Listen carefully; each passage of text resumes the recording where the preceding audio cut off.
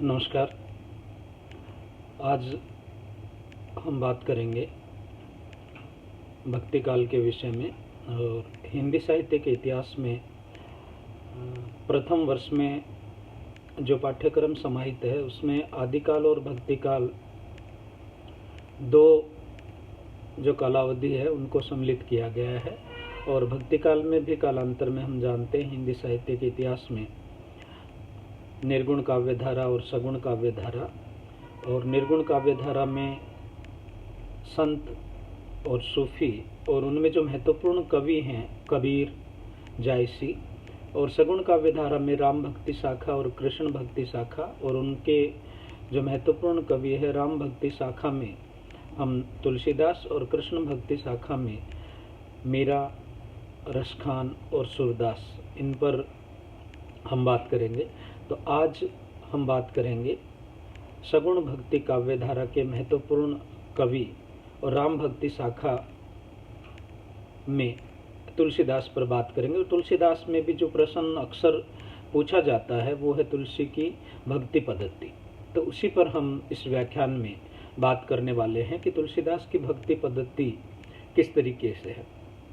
तुलसीदास भक्तिकालीन सगुण काव्य धारा के राम भक्ति शाखा के प्रवर्तक कवि माने जाते हैं। और इनकी भक्ति भावनात्मक संबंध पर आधारित है। और हम जानते हैं कि भावना के लिए सगुणता अनिवार्य तत्व है। तुलसी की भक्ति नवदा भक्ति, 9 तरह की जो भक्ति है और 9 तरह में जो महत्वपूर्ण 9 प्रकार हैं उसमें हम रख सकते हैं श्रवण, कीर्तन, स्मरण, पाद सेवन, अर्चन, वंदन, दास्य, सख्य और आत्मनिवेदन। ये 9 प्रकार हैं जो नवधा भक्ति के अंतर्गत आते हैं। तो नवधा भक्ति के जितने भी रूप हैं वो तुलसीदास की कविता में या उनकी रचनाओं में हमें सभी रूपों की जो झलक है वो झलक मिलती है। लेकिन यदि हम इन 9 रूपों में से हम कहें कि प्रधानता किसकी है तो प्रधानता तुलसीदास के काव्य में दास्य भक्ति की प्रधानता है। और दास्य भक्ति के साथ जो आत्मनिवेदन का भाव है वो भाव बार बार हमें उनकी कविताओं में दिखाई देता है। और इसीलिए वो कहते हैं कि सेवक सेव्य भाव बिनु भव न तरिये उर्गार, कि भक्त के भीतर यदि सेवक और सेव्य का भाव नहीं होता है तो इस संसार सागर को पार करना बहुत मुश्किल है। उनकी भक्ति का यदि आदर्श हम देखें तो उनकी भक्ति का आदर्श है चातक प्रेम। और इसीलिए वो कहते हैं एक भरोसो एक बल एक आस विश्वास एक राम घनश्याम हित चातक तुलसीदास। उनके राम घनश्याम राम हैं, उनके लिए वो चातक बन गए हैं कवि तुलसीदास। और उनके समस्त आशाओं का, उनके विश्वास का, उनके भरोसे का, उनके बल का यदि कोई अविलंब है तो अविलंब कौन है? वो है श्री राम। और इसीलिए वो कहते हैं कि जो राम के भक्त नहीं हैं वे तुलसी के लिए ग्राह्य नहीं हैं। और वे स्पष्ट घोषणा करते हैं कि जाके प्रिय न राम वैदेही तजिए ताहि कोटि बैरी समझदपि परम सनेही।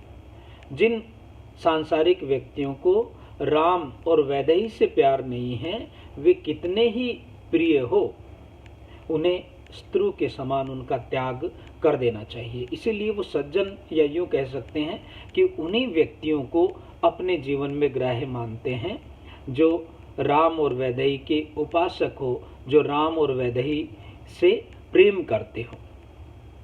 निर्गुण जो भक्ति है और निर्गुण भक्ति में भी हम कह सकते हैं कि वो सगुण भक्ति का, निर्गुण व सगुण का जो संबंध है वो संबंध तुलसी कहीं न कहीं जो अवतारवादी धारणा है उस अवतारवादी धारणा से स्पष्ट करते हुए हमें दिखाई देते हैं। और इसीलिए वह मानते हैं कि मूलतः ब्रह्म निर्गुण ही है परंतु सज्जनों की पीड़ा हरने और धर्म की स्थापना हेतु वह अवतार लेकर पृथ्वी पर आता है। तो निर्गुण और सगुण का ये जो समन्वय का भाव है, ये समन्वय का भाव तुलसीदास की कविता में हमें दिखाई देता है। और इसीलिए वो मानते हैं कि सज्जनों की पीड़ा हरने के लिए और जब जब धर्म की हानि होती है तो धर्म की पुनः स्थापना के लिए जो ब्रह्म है वह अवतार लेकर पृथ्वी पर आता है। और इसीलिए वो निर्गुण और सगुण में तात्विक रूप से कोई भेद नहीं मानते। और इसीलिए अपनी कविता में कहते हैं, अगुण सगुण दौ ब्रह्म स्वरूपा, अगत अगाध अनादि अरूपा। निष्काम भक्ति जिसका वे बार बार उल्लेख करते हैं कि निष्काम भक्ति वह है जिसमें भक्त कोई इच्छा नहीं रखता, केवल भक्ति ही उसे साध्य है। और वे स्पष्ट करते हैं कि जो जगदीश तो अति भलो, जो महिष तो भाग, तुलसी चाहत जन्म भरी, राम चरण अनुराग। तुलसी की भक्ति सरलता स्पष्टता पर आधारित है और उनमें जो लोकोन्मुखता है, लोक की ओर जो उन्मुखता है और जो समन्वय है, उस समन्वय की विराट चेष्टा तुलसीदास की कविता में दिखाई देती हैं। और वे शील से युक्त हमें दिखाई देते हैं।